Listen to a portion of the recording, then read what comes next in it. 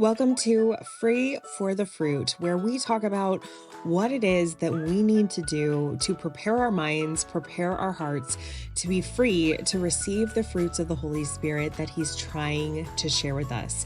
If you've ever thought, man, I know that I'm a Christian, but it seems like other people have more joy, more kindness, more self-control, more of this good stuff of the Holy Spirit than me, then you are not alone. This podcast is for you to help you figure out how to become free for the fruit.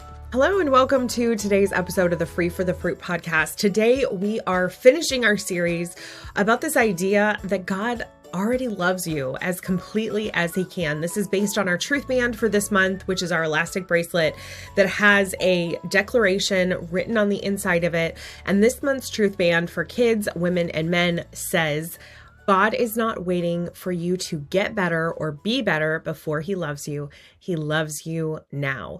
This is something that is life-changing to really believe and wire into your life. So the last couple episodes, we've talked about why this is true, what lies might come against this. And so this week, we're going to talk about what can you actually do to help to create a disposition where you are able to let yourself be loved. And so I'm going to give you just a couple of practical ideas today, like simple everyday things that you can do that can help you accept this more. Because a lot of things we get more comfortable giving than we are comfortable receiving. And so that's why the first tip I have for you today is to practice actually receiving compliments. Don't push them away, turn them down, make it about somebody else. Actually receive the darn compliment. Let people compliment you and receive that with humility. Absolutely. We don't want to make it something that we are like prideful and boasting about.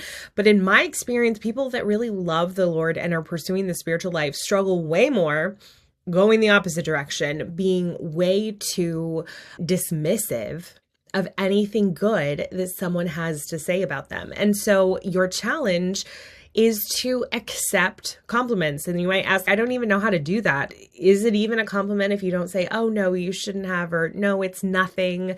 It's no big deal, minimizing whatever it is that you did or something like that. But you can receive compliments by simply saying, thank you. Thank you. Somebody says you look nice. Thank you. Somebody tells you you did a great job. Thank you. Doesn't need to be a whole huge production. Doesn't need to be even a conversation. Just a simple, receptive, I receive what you said to me. Thank you. That's a beautiful disposition to cultivate to better receive the love that God has for us, which is we need to have the same response to. It's just thank you. Like I can't do anything. I can't change anything. I didn't earn this, but thank you for giving this to me freely.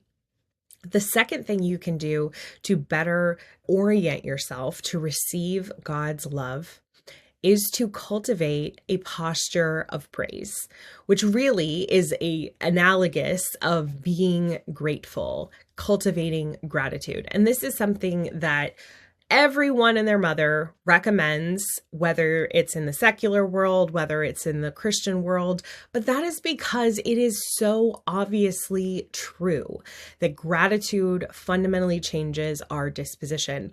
And so as a Christian, specifically looking to receive the love of God with greater openness, I like to talk about it as cultivating a posture of praise versus just being grateful, just listing things you're grateful for or something like that. A posture of praise is about always looking at and looking for how God is loving you and showing up to you through the situations in your life. Recognizing the fact that you have nothing that God did not give to you. Everything you have, physically, emotionally, spiritually, your very life is a free gift from God. And how frequently do we recognize that?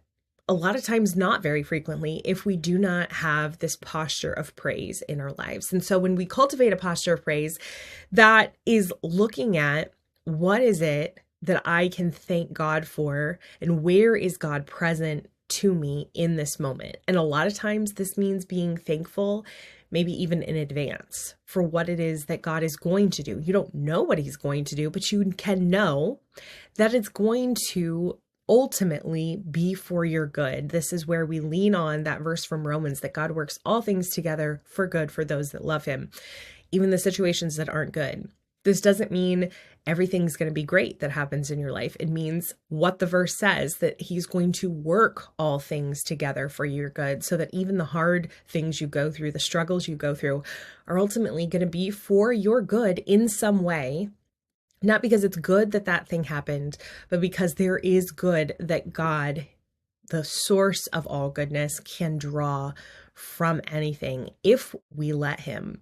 And that's where those that love him, those that are in relationship with him, is an important part of that verse. Because if we are not in relationship with God, if we're not close to him, he's still capable of bringing good things out of that, but we might not be able to receive it because we're not oriented towards him in a way where we can receive what he is giving. And that's ultimately what all of this is about. He's giving us his love all the time. We want to orient ourselves to receive that. And we can also receive the other good direction, instruction, formation that God is giving to us through these situations in our life, both good and bad, every single day.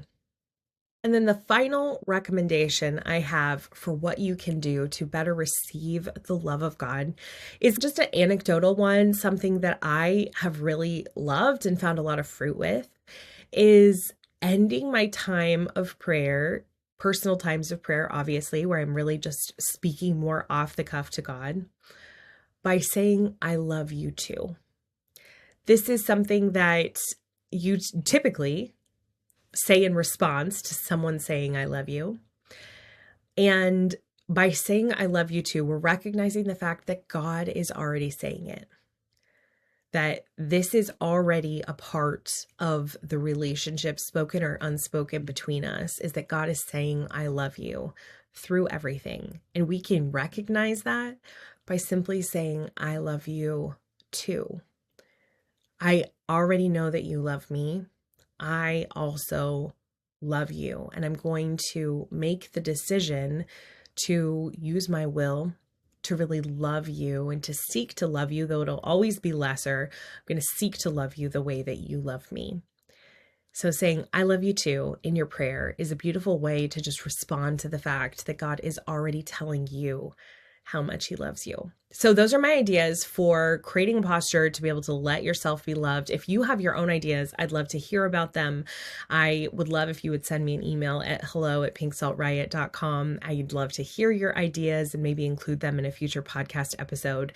If you've never reviewed the podcast, I really encourage you to drop a review. That helps us get in front of new people who are also hungry to be free for the fruits of the Holy Spirit in their personal life. We'll be back with all new episodes in October. Until then, God bless and take care.